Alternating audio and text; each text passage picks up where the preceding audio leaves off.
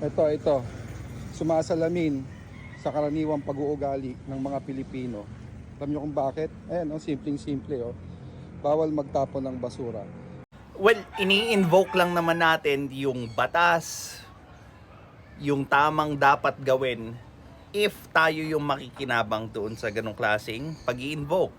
Pero pag against na sa atin yung resulta ng batas,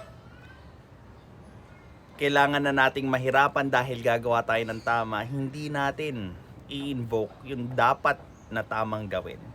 Gagawa tayo ng libo-libong dahilan, mahirap ako, mahina ako, etc. para lang hindi gawin yung nararapat.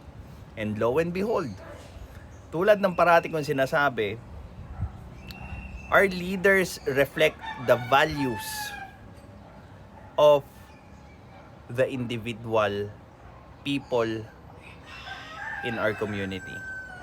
Yung simpleng mamamayan. Kaya, yung mga corrupt officials na yan, saan ba manggagaling yan? Kundi sa corrupt na mamamayan.